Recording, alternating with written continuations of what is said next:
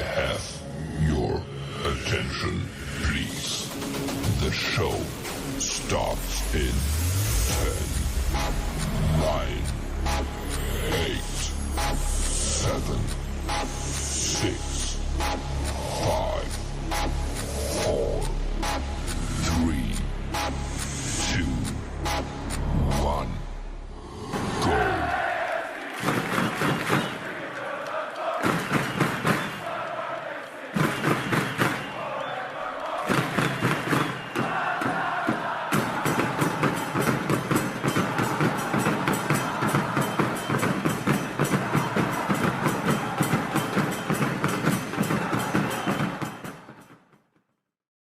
What is up, and welcome to another episode of Voices of the Black and Gold, your go-to podcast for all things LAFC. And guys, we have a family pod today, the crew from the VOBG chat.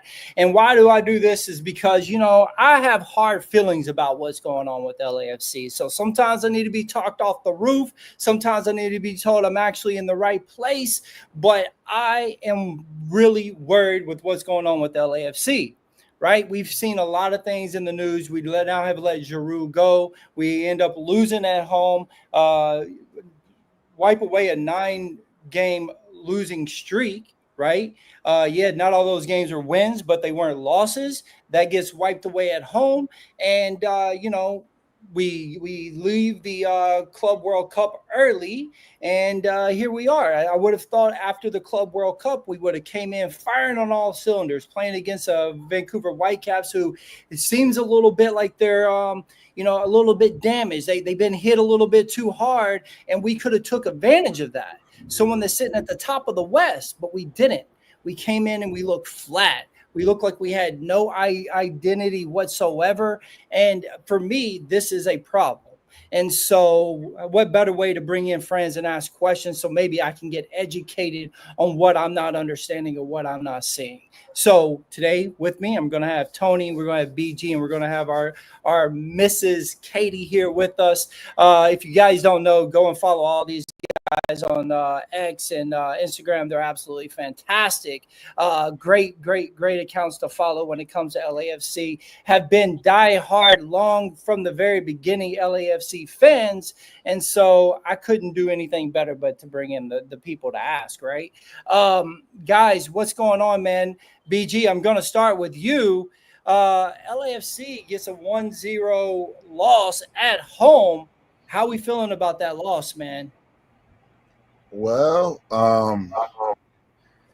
honestly, I did not expect a win. I was expecting a tie. And that comes from, these guys just came from playing in the East Coast. 3 tough games, very tough opponents, and, very tough environment. The heat in the East Coast is different than the heat in the West Coast. So, and Vancouver, man, Vancouver has been very consistent. They've been playing really good ball. I really don't know what happened in that CONCACAF champion final where they just flopped. But overall, they're a great team. It sucks. And it sucks just that it was Giroud's last game. It would have been nice for him to at least score one, tie the game, win the game, but it was kind of a disaster yesterday because there was no fight, no passion. It was just the team was lost. I mean, Tony, lost, no fight, no passion. I put this in the description even, it just no identity whatsoever. How are we feeling about that 1-0 loss, man? Well, real quick, before we get started, first and foremost, Olivier Giroud, thank you. Thank you for everything you did for LAFC. It was a pleasure having you here. Wish you the best of luck in your career, however long that may be. But thank you. But now to the game. Oh man, where do I begin? There's no leaders. Who was the leader on the field yesterday? It looked like we were having a starting 11 of 11 strangers. Passes couldn't connect, and then when they did connect, it was always one dimensional. It was always find Denny. Hopefully he'll bring something out, and we can't play like that anymore. It's ridiculous. And to BG's point, then we played in the East Coast, played against 3 tough opponents. The weather maybe, but I forgot who said it in the Club World Cup. Said like you're professionals. You got to play through this stuff whether you like it or not. And Dolo even said in the presser, and I can't believe I'm defending Dolo or quoting Dolo. Vancouver played the other day themselves. Like they had to travel as well. So that there's really no excuse. No, there is no excuse because not only did we travel there, so did the teams that we played, Katie. And, as much as I want to make that a complaint, we would be more accustomed to playing in the heat than any of those European teams would be. So how are we feeling about being knocked out coming into the BMO Stadium after 3 weeks, now back in MLS, in the routine of MLS games, and then we get knocked down at BMO Stadium? Oh, man, where do I start? So I'll just say that seeing that Vancouver get pummeled by San Diego, they are missing top players. Vancouver's team is so depleted. Really, they are. I think there was one of their best hurt, and then several of them are with their countries at the Gold Cup. They're missing their best players, minus, of course, their defender, who we all love. But we should have been able to come out of there with a tie at the very least.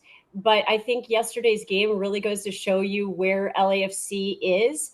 And yes, there are some times we come out with a win, and the America game was amazing, but the consistency of this team is so poor that the 1-0s and the ties, they're just not good enough ever. Coming home to BMO and having that as what you came home with was very disappointing. You could tell that the players were very disappointed in themselves and each other too. It looked like some of them were angry with each other. You can see that people are getting upset. And regarding Giroud, it is a bummer that is the game that he left to. You could see him working his ass off that entire game while he was in, like never before. So you saw it. He wanted to go away with a positive note, but unfortunately the team just isn't where it should be. And I'm going to come back to this later, you guys, but it's all about roster build, and it's all about what was given to this team. It is very not constructed well. And so we can talk about that later, but yeah, real bummer yesterday. Yeah, we got plenty to talk about the roster build, and then about Olivier Giroud also, because I have been one of the biggest supporters of him, and it's hard for me to see all the criticism that he's getting because I understand what he did before he got here and what he's going to do after, and so we'll get into that. But LAFC, guys, I am a person that loves for LAFC to have the possession, the majority of the possession. I've asked for it.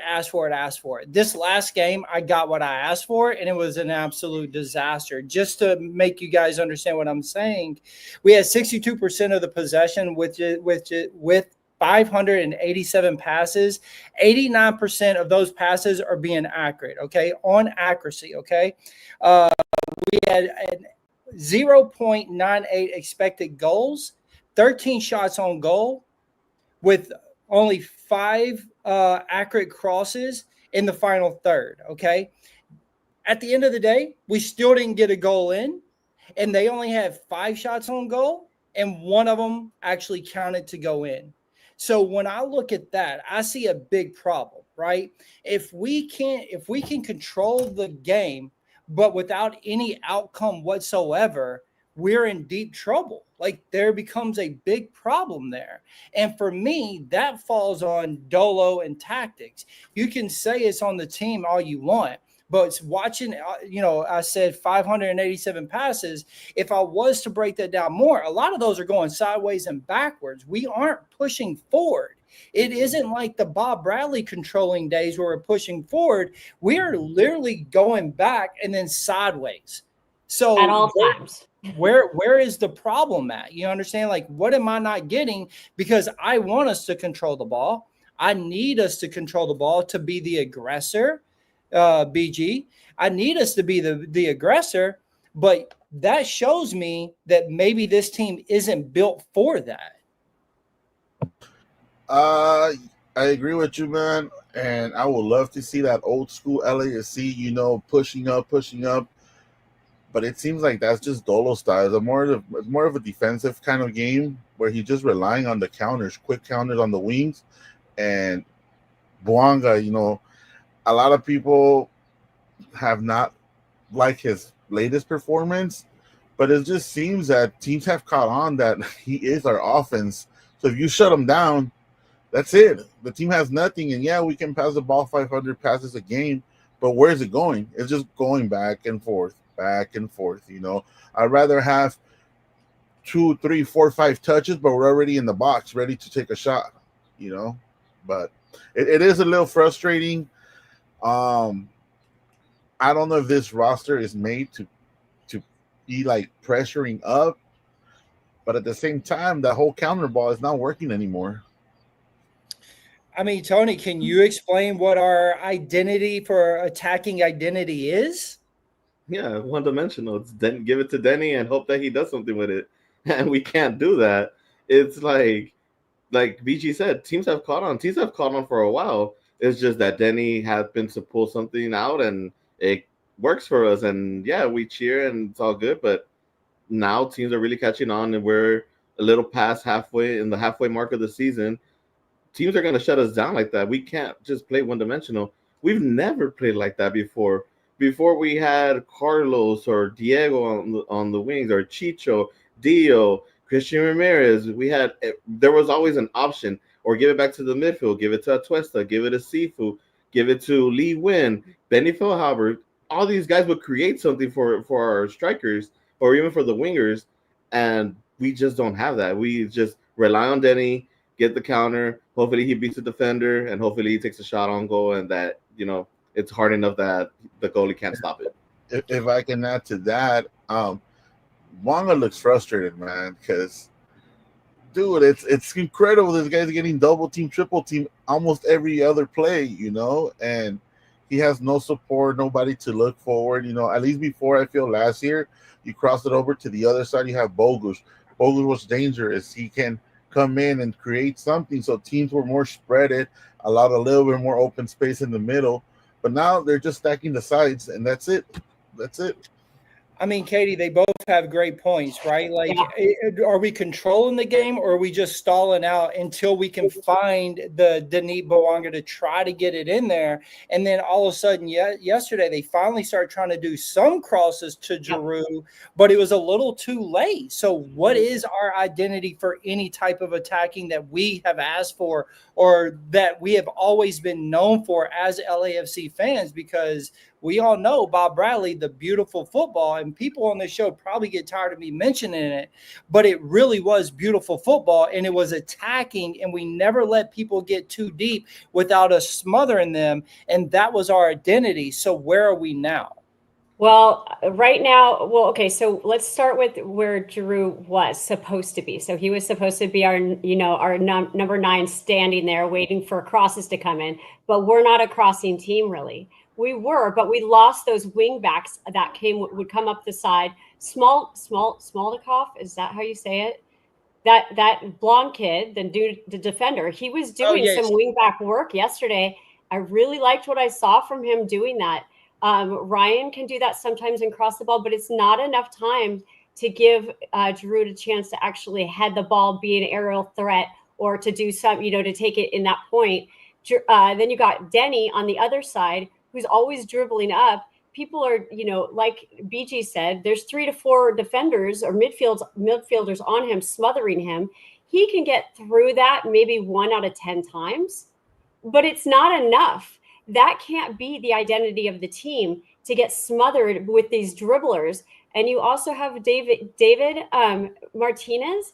He could be a very good threat, but he, again, is young, not consistent enough.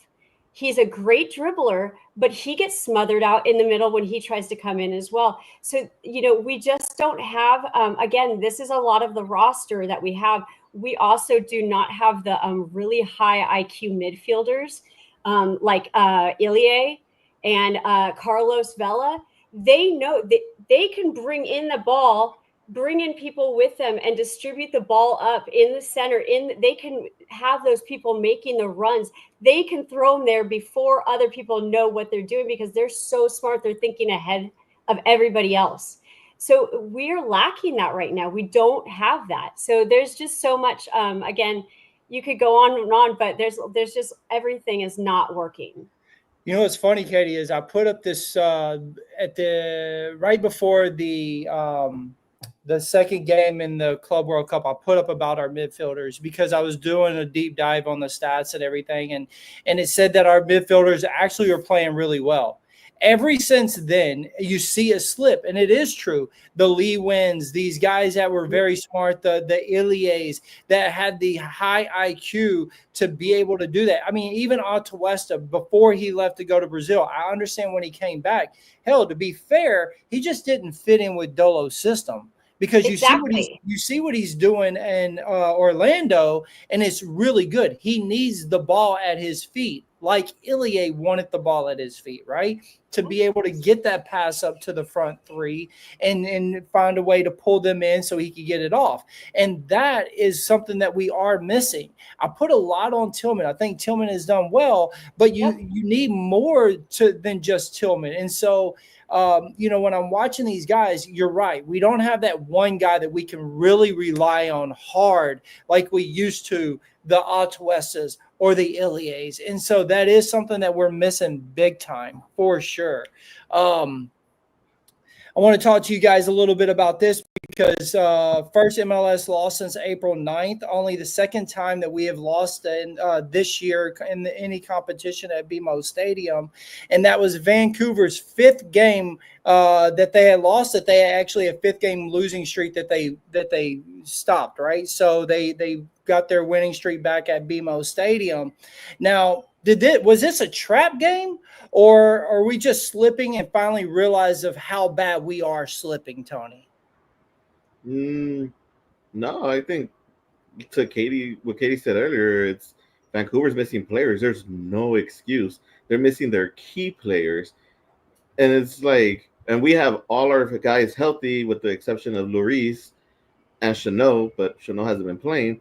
But we really had no excuse to lose this game yesterday, not even the tie. How we say, like, oh, we at least should have tied? No, we should have won. And we should have won commandingly. When was the last time that we've scored 4 goals in a game? When was the last time we won like 5-0? It's been a while. I can't recall a Dolo game that where we win by 4 or 5 goals. Bob Bradley, we had a number of them for sure, because it was always just attack, wave after wave after wave of attack. Whether we scored the goal or not, we just kept on going. But no, this game yesterday was just a game that we should have won. Not that's a funny comment. It is funny. Yesterday it was a game that we should have won. No, it absolutely was. And Katie, I'm going to ask you this one. Is it time, and I said this at the beginning, is it time to stop saying, oh, we were on an unbeaten streak and leaning on that and just accept the issues that we are having real problems? Or is it okay that we tie games and it's not a loss, but it's okay? I don't think a tie is okay with anybody. I mean, you're getting 1 point out of it, so I guess that's the only positive out of it. But really going through life saying I tied and that's good enough, that's just like Dolo saying, you lose some, you win some. You know, it's a bunch of BS. And it's just like, sure, we all freaking know you lose some and win some. Yes, like that's not good enough. That's not what we're being told LAFC is. We're supposed to be the winningest team in LA. Obviously right now because Galaxy's trash. But like they're not, this is not what we're supposed to be. We're supposed to be more than a tying team. So our whether or not we're losing, we should be winning. That should not be making us feel good that we're tying. And BG, what does it say about LAFC and the standings? Because, in the Western Conference, now we're down at the 7th place right now. And, yes, now we have games in hand because of, we have extra games to play. So because of the Club World Cup, but sitting down in 7th is still not something that LAFC wants to be. You can go back to 2021 when we were sitting in 8th and all of us freaking out. Should we be freaking out that we are sitting in 7th place? You're muted.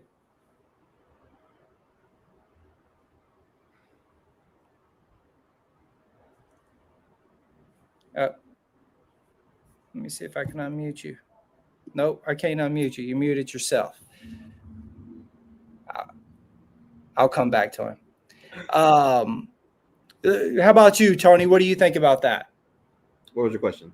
What does it say about LAFC that we now took that loss? We're sitting in 7th place in the standings.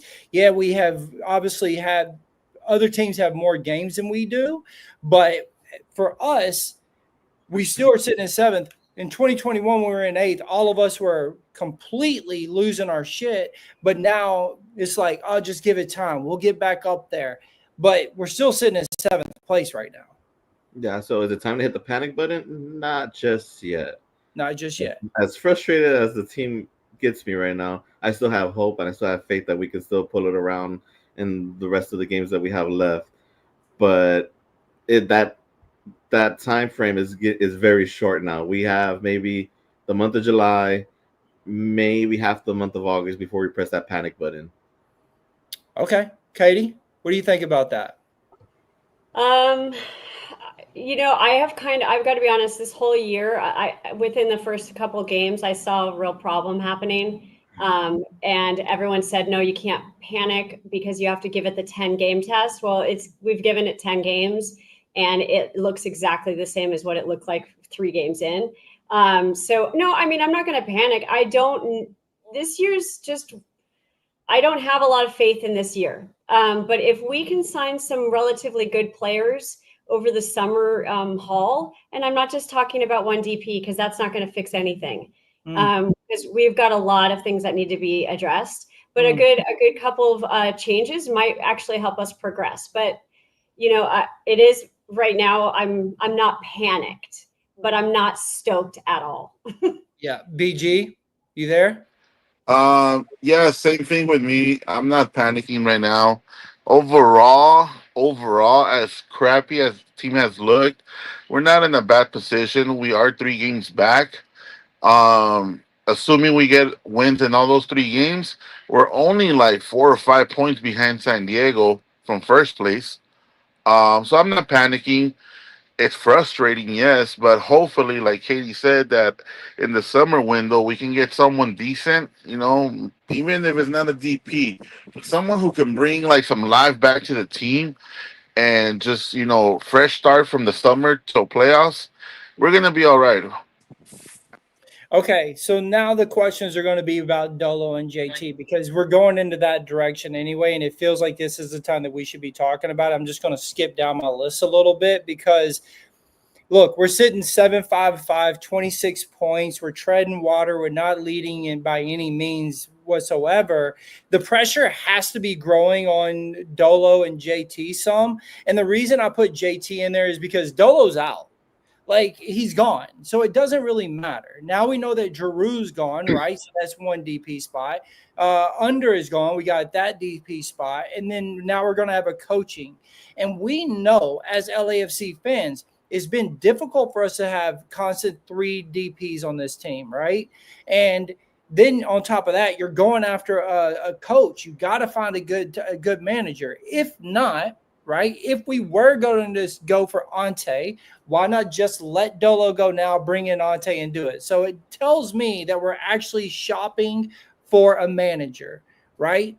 But that's 3 tall tasks, guys. This isn't just like going to get your normal signings. These are big deals. We're talking about lots of money for DP slots. We're talking about a manager that, if it comes from MLS, I'm hoping it's someone like Curtin. But if it comes from Europe, we're talking about things that has to happen. And this particular person that they're going for in Europe isn't going to want the DPs that Dolo and JT are picking. He's going to want to bring in guys that he's familiar with.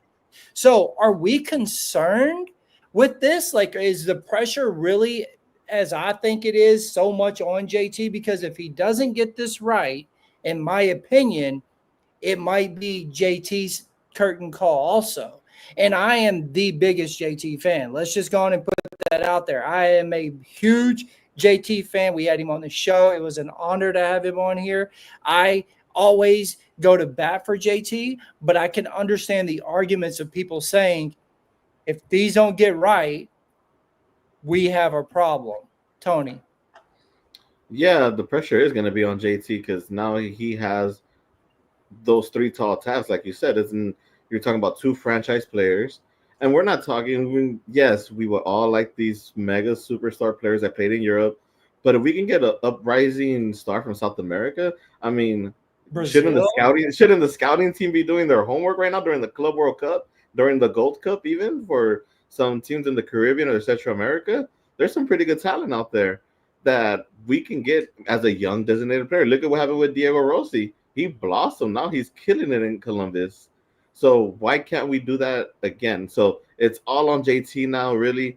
Who that manager is, yeah, I would like someone from me. Prefer I like someone from MLS, a Jim Curtin or Peter Vermees, one of the two. You want And Peter Vermees, man, I think he no, Tony. Peter Vermees. Yeah. Oh, really? Give him the 3 designated players. I really think 2 designated players should be a forward and 1 should be a number 10. We need a number 10 designated player. Oh my God. You want Vermees also, Katie? No.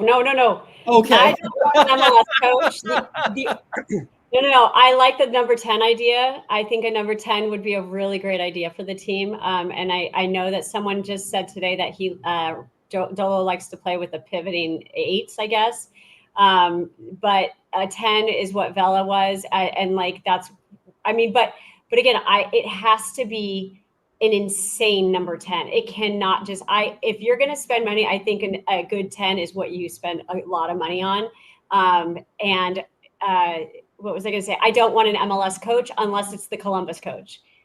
I think the Columbus coach is the only one that knows how to play the attacking kind of football that we as LAFC fans want.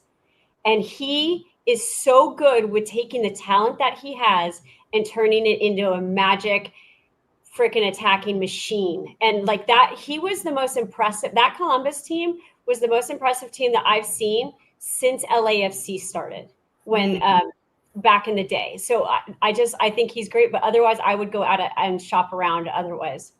Well, I do think Curtin would be good.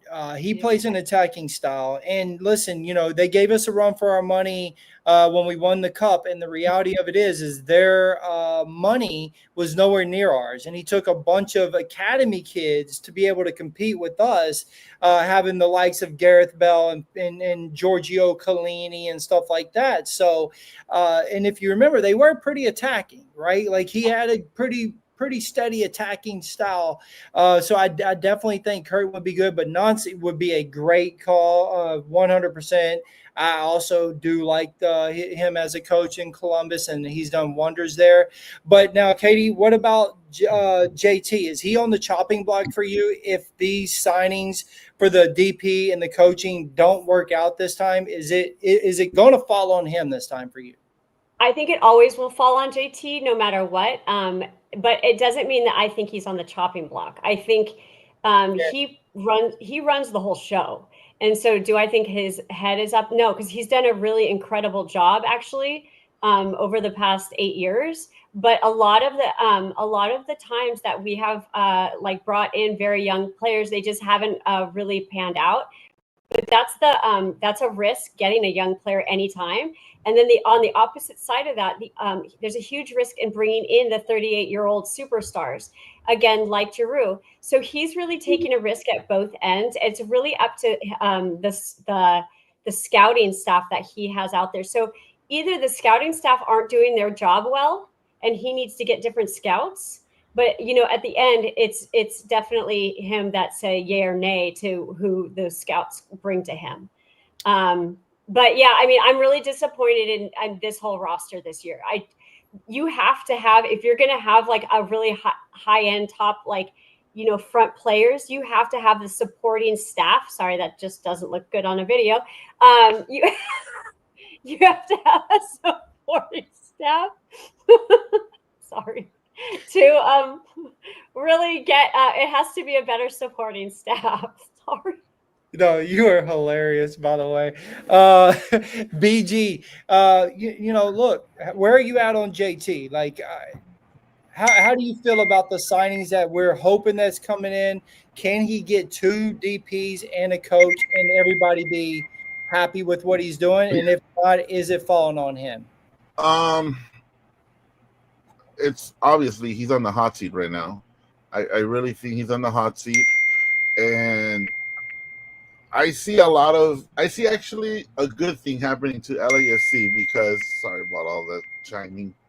Um, Given that we were able to participate in the Club World Cup and seeing the levels and intensities that these other teams from around the world are offering, this is where LAFC got to question themselves and be like, do we want to be an MLS team, or do we want to be like a world? I'm not gonna say superpower because the league won't allow it to get to that level, but do we want to be like a top-notch, competing team? Maybe the next time we can beat Chelsea, maybe the next time we can beat Flamengo, So with that being said, that's where right now Dolo leaving kind of puts you in that opportunity to get a great coach that's going to take you to that level if that's what you want to focus. If they just want to focus at MLS, which is okay, then maybe just stay with somebody domestic that can maybe bring up domestic players. But JT has a lot of things to do right now in the summer, and I think he should hold on bringing the DPs until we have a stable coach. Yes. Because now once you bring the coach and now you know what kind of coach he is, then bring the type of players that the coach needs.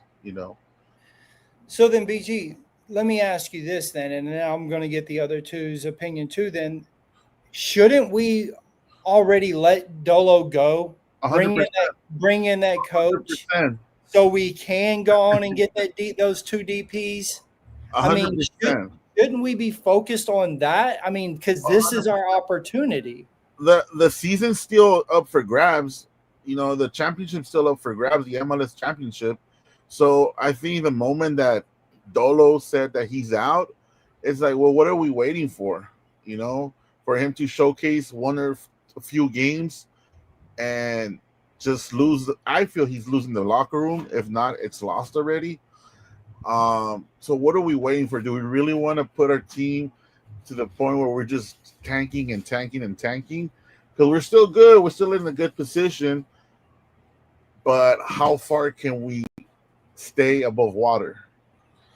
How far can we stay above water? And then on top of that, I know that the prices of tickets have went up. We see fans talking about, hey, we're not going to renew these tickets because they're getting too expensive. We were promised a lot before this club was even. I remember the exact words of being told we are going to be a team that pushes the envelope. We are going to be a team that always fights for the competitions. Hell, if you go to Voice of the Black and Gold YouTube, shameless plug, but we post all the pressers, and there's one on there with JT, and he literally said it again. We are here to fight for every single cup, every single tournament. And the reality of it is, Katie, is that we aren't. We haven't been these last few games. We make it to a final, and that is good enough. But is it good enough for you? Because your family spends a ton of money to make sure you go to these games. Right. And that's crazy to think how much you guys spend to make sure your family makes this a family event, but yet the club isn't doing what basically you were promised as a fan to put out that money so you can go and enjoy. And here you are now being like, maybe I don't know if I want to renew, or you know what I mean? Yeah. Well, thanks for bringing that up. We spend, I'm in San Diego for anyone that doesn't know. And so for home games, we drive down drive up to LA. And so that's 3 hours each way. And that's about $60 of gas. And then it's $60 to park. And then for season tickets for us, it's $4,500 per year. So when you add that together, that's for 4 seats. And that's the ticket price for those is $55 per ticket. So I'm not spending $120 per ticket to sit in those like really nice seats. Like mine are $55 per seat. So they're not like that expensive, but add that up. That's about $6,500 per year that my family spends at LAFC just to go. That's without buying food, drinks, everything. So, the point is, I guess, is that you want to go to watch a game that is enjoyable, and again, you don't have to win every game. It's not what I'm saying. The soccer has to be fun to watch. It has to be exciting. We like tiki-taka. We like we like possession. This is what we got. It was very exciting for us. My kids now do not want to go to the games anymore, and they're 14 years old, and they are heavily in soccer. They don't want to go, and I have struggled to even get there myself this year because it's just been a rough, drive there, drive back, and it's just been really boring and really unfortunate soccer to watch. So, that's just how it's been for the last 2 years, basically, going to LAFC games. So it's just been a little tougher than normal, and we are questioning whether or not we're going to do a season ticket holder. We've had season tickets since 2016. They were building the stadium. We bought at that point. And so it's really hard for us. And that's been what we use our money on instead of vacations. So LAFC has trumped family vacations for the last 8 years. And we're happy to do that. But it's getting to be fair, her kids, when she says they're a soccer family, like tomorrow she heads to Spain for her kids to train. You know what I mean? Like Katie and them are real football family. You know what I mean? And to hear that, Tony, for a person that travels all over to these games and goes to all of them yourself, like that's sort of disheartening, right? Like it sort of hurts you a little bit to see like this is how fans are feeling, bro. Like you looked into the 32-52 yesterday and it was more empty than it's ever been. And is this the fans saying, hey, we need more? We want more, we're demanding more, or is it just part of it and hopefully they're going to get back on track? Yeah. And me personally, when I travel, I mean, I don't want to say my away record right now. I think it's been pretty bad. I think the last away win that I've had was the playoff win against Seattle at Seattle. What was that, 2 years ago? Yeah, I think that's been my last away win. So, and yeah, to Katie's point too, like, yeah, I spend a lot of money too traveling, hoping to see that they win. Because before in the Bob Bradley days, I would travel, one in Portland, one in San Jose. We would always win in San Jose. Now we can't even get a point there. Would win in Colorado, can't win there. So it's like we're spending all this money. Season prices go up every single year. It's like, for what? What you're raising our prices for? What? You're not bringing any talent in. You're not bringing the results in. What am I paying all this money for? Just to have a good time? If I want to have a good time, I'll just stay home and spend that money and make it a viewing party or something instead.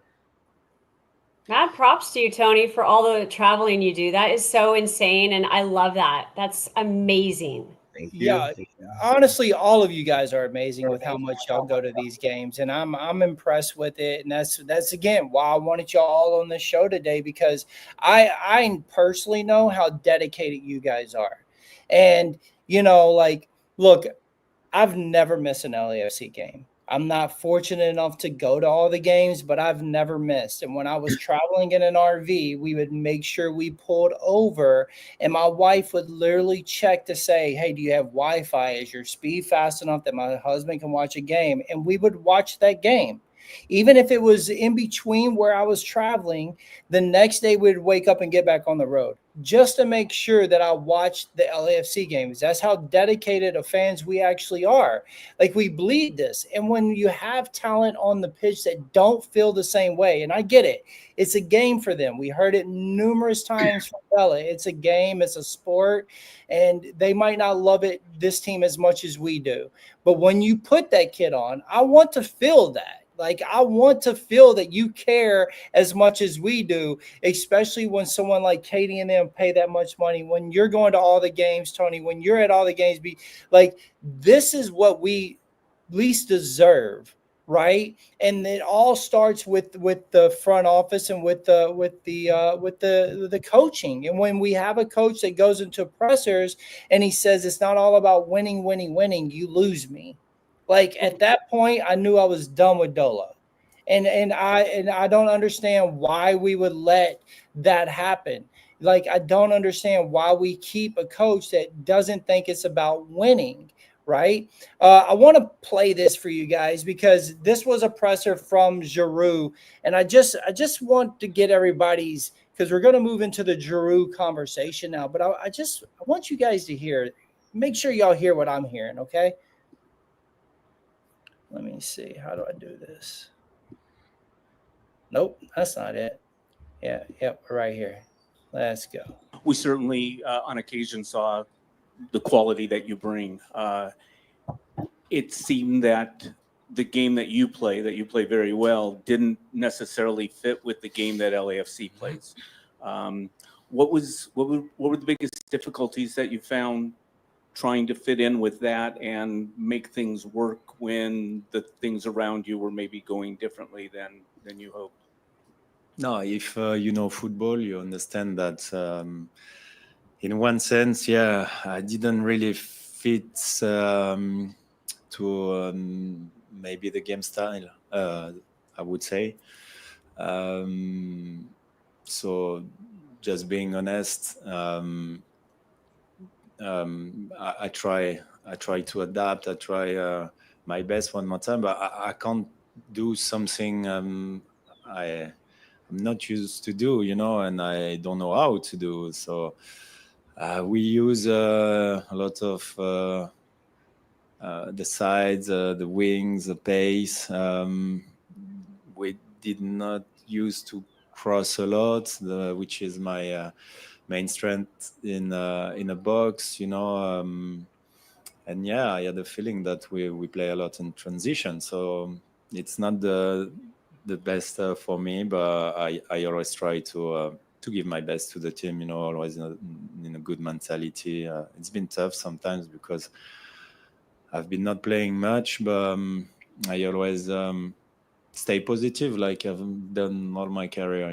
I've been through also difficult moment back in the days at Arsenal and Chelsea at the end of my contract when I was not playing much, and I always succeed to bounce back, and to stay confident because I know my qualities. I know what can I bring to the team, but I know what I can't do also. So I think it's a time to say goodbye now, and one more time to wish all the best to the boys because I love them, and yeah. So I play that because, hold on, sorry, I gotta stop this. Gotta stop that. Sorry. That was I play- heartbreaking. I'm sorry. That was heartbreaking.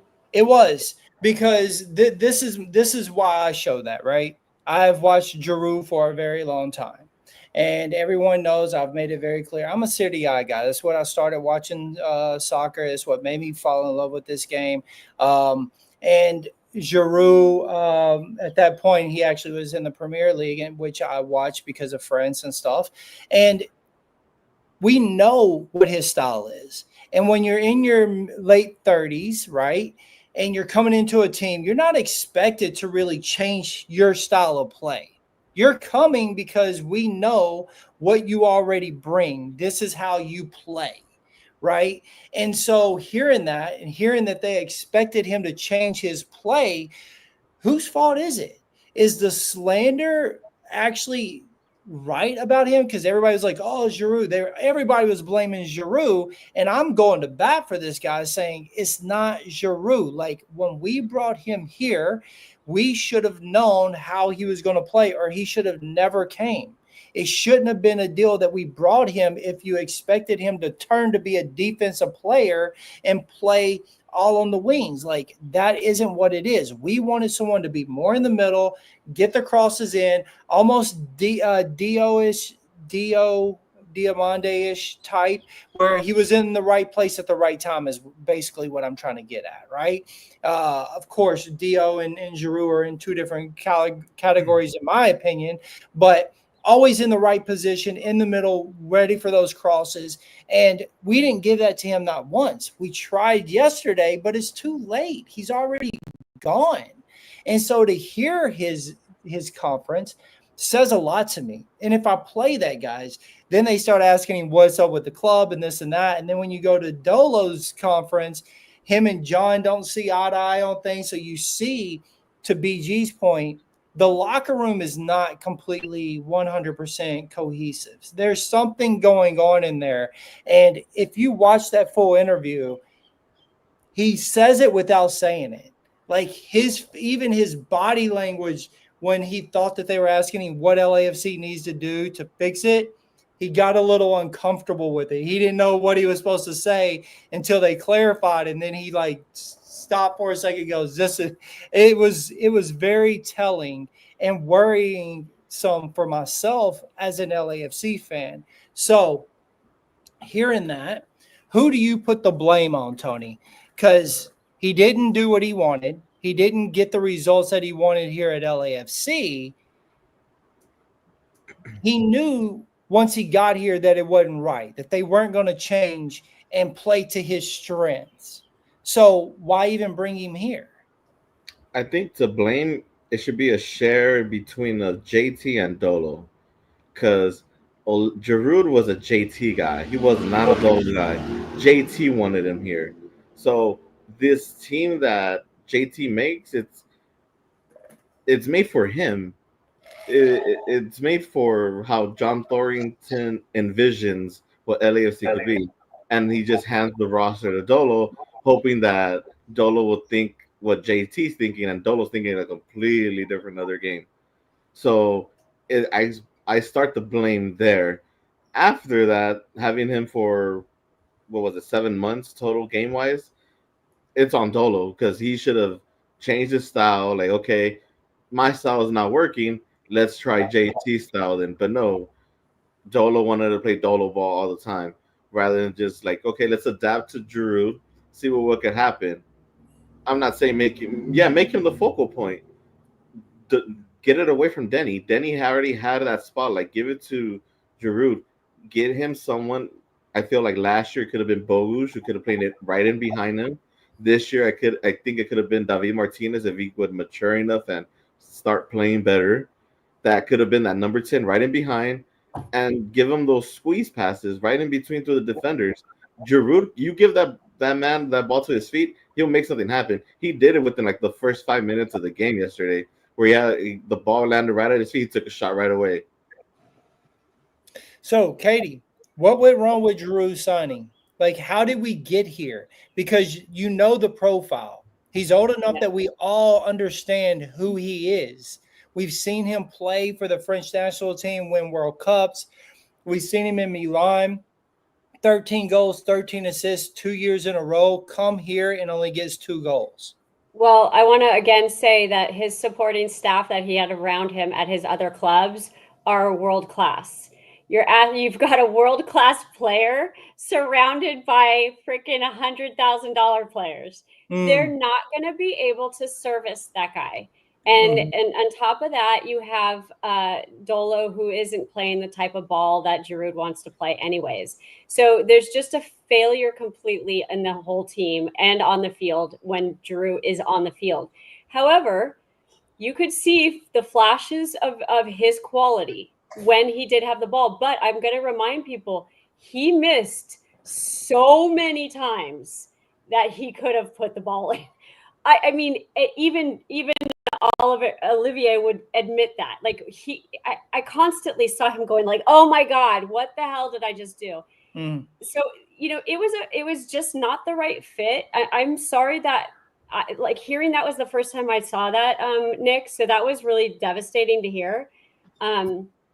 I'm pro Giroud in his own thing, but he was not the right fit for LAFC. So again, yes, JT should not have brought him unless he knew that he was going to put the right players around him, and that the style of play was going to be around what Giroud does best. And so neither of those fit. So the whole thing was a bad idea. Okay, so BG, we had plenty of time to watch Dolo's system before Giroud got here. And knowing when we were hearing all the rumors that, we could get a Giroud, did you think there was a chance that Dolo was going to change that style and that we were going to look to be more attacking and throw in some nice crosses? Did you think that's what type of profile we were going to, or a system that we were going to end up changing to? Or did you believe that Dolo was going to try to have this 38-year-old basically switched his style of play his whole entire life and say, now this is how you're going to play? Well, I never thought Dolo was going to change. Okay. I respect Giroud. I think he's one of the best players from, if not the best from France. But he was not going to fit in from the get-go. Okay. And the thing is, I didn't expect Dolo to change for him, but this was my expectation of Giroud when he came in. He's older. He's the type of player you bring in on the second half, and either he can keep your game up or he can maintain your game at a level. If you're up, he can calm the ball and still get opportunities here and there. He's not going to be a counter player. But I do believe that Dolo, as the coach, what he could have done is, all right, for the next 20 minutes, the last 20 minutes or the first 20 minutes of the first half, let's try this. Let's just look for Giroud in the box. Let's set him up. Let's try to get him a couple of passes. Let's see what he can do. Now, the blame, do I put it on Dolo? Do I put it on JT or Giroud? I think it goes evenly. Just because I don't know how they pitched it to Giroud, like, hey, you're gonna be the center star, the star. We're gonna feed you, or maybe they were upfront. Look, this is the type of player. This is the type of team that we are. We counter. We're fast on the wings, and you're gonna be right there hoping for a lob. And now, if Giroud kind of accepted that, then it kind of falls a little bit on him too. I'll tell you this though, I strongly feel wherever Giroud goes, he's going to score more goals than he did with LAFC. He's a high caliber player. He's very talented, and the guy still wants to play. The press conference, it sounds like he wanted it to work out. Unfortunately, it didn't. And it sucks. It sucks to lose such a big superstar. I kind of think that this is what maybe went through JT's thinking process. Well, we got rid of Chicho, but Giroud is a much bigger superstar.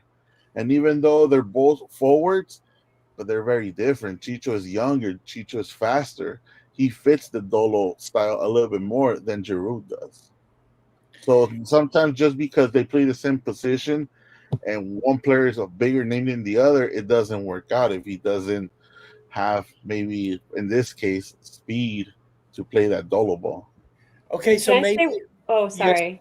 Yes. No. Go ahead, Katie. Sorry, Nick. I just wanted to say Dolo didn't like Chicho because he didn't go back on defense.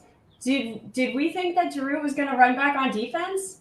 No. That's not what he was going to do. So he didn't, even from back 3 years ago, he wasn't going to fit Dolo's style.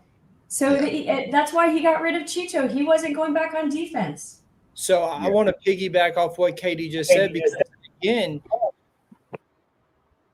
his last 2 years at Milan, he had 12 and 13 assists with 13 goals both years. That is a very good league, way better than MLS.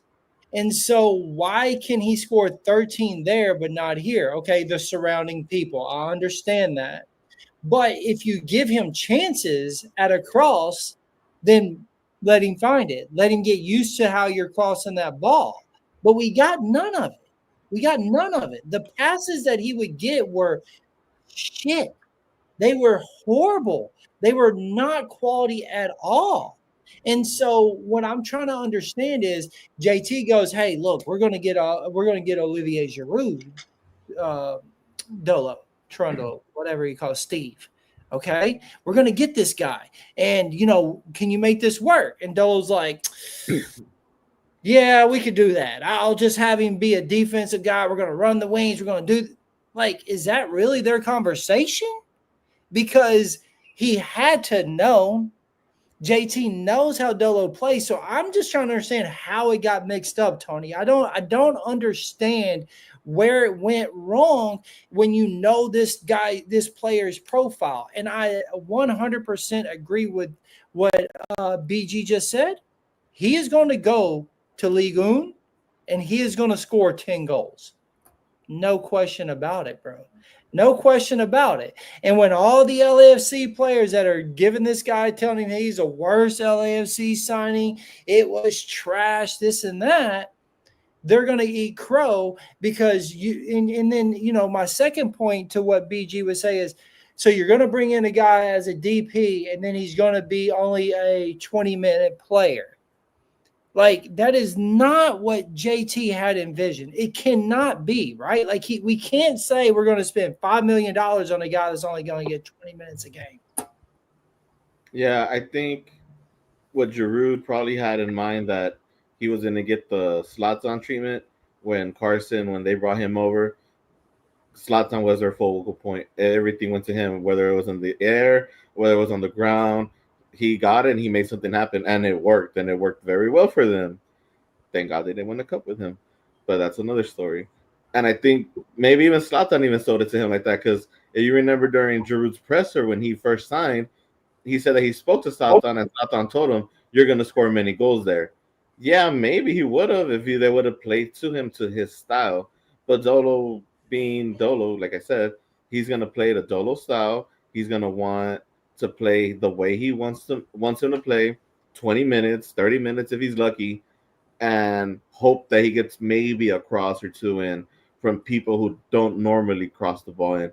Palencia does cross the ball in. Ryan occasionally, but it has to come off very, very for Giroud to do something with it. Other than that, he's not getting the ball from anywhere else. The midfields don't cross at all. I don't see Markey or Tillman or Igor, Frankie Amaya, no one crossing the ball into the box, and that's not a shade on them. It's just reality. No, if I can add to what Tony said, please.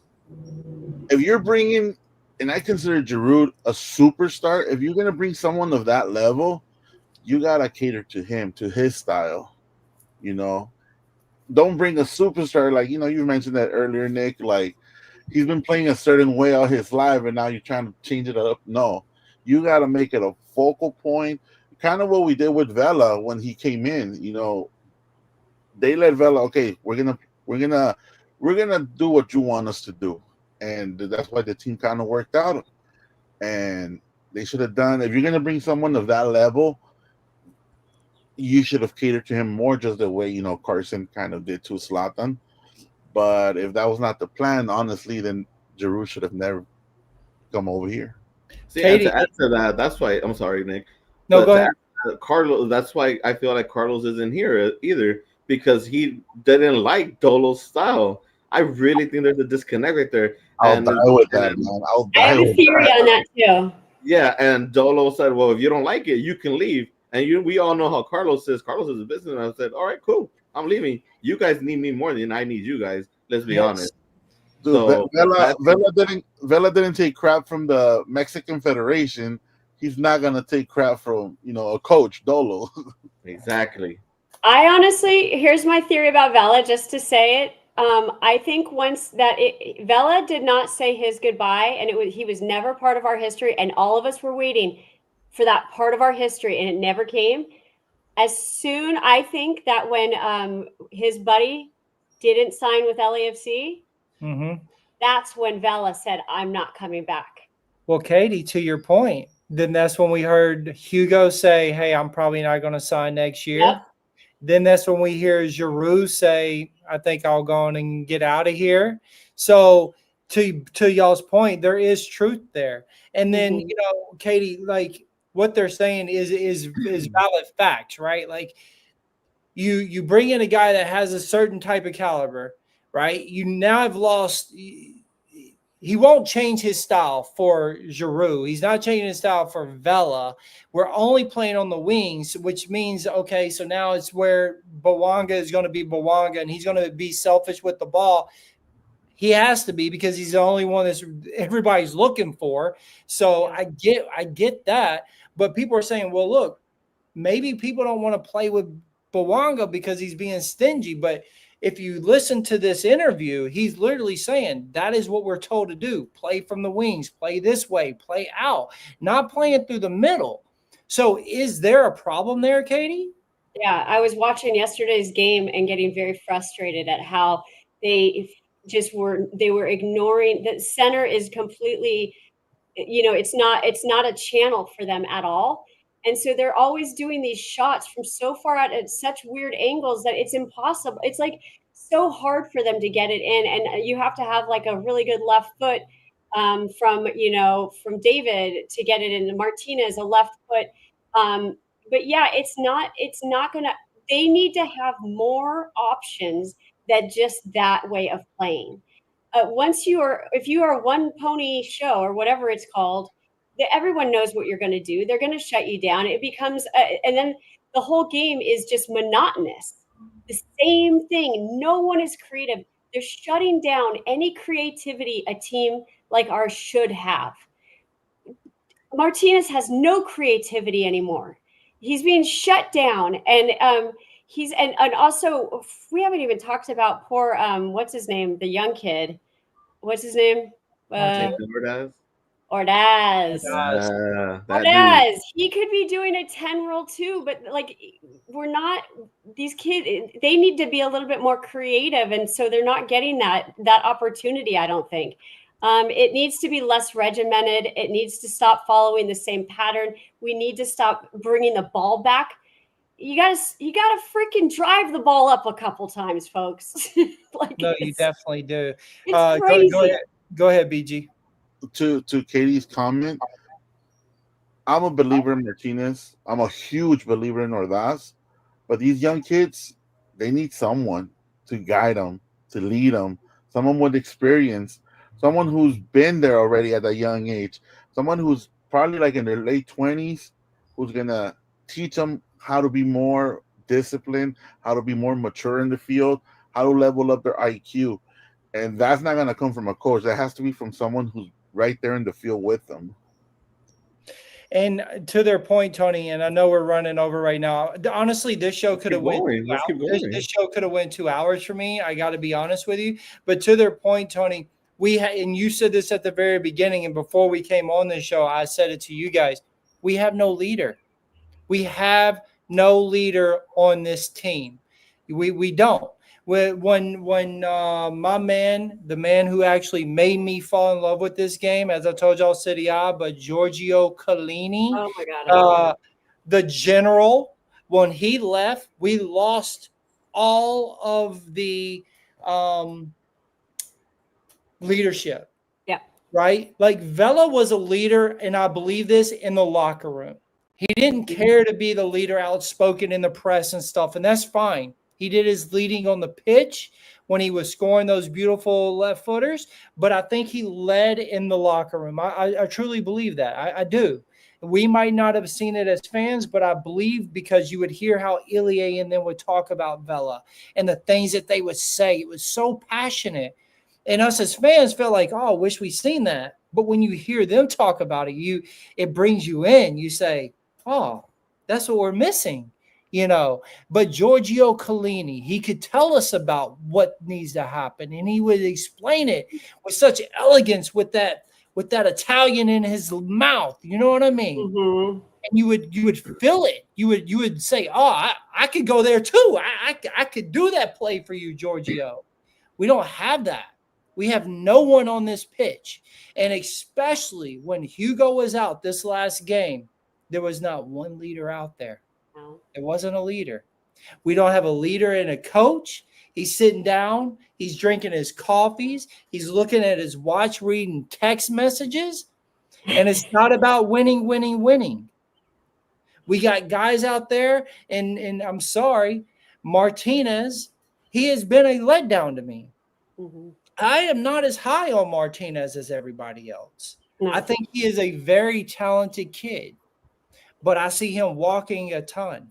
Mm-hmm. I see him making stupid red card mistakes. I see him throwing fits.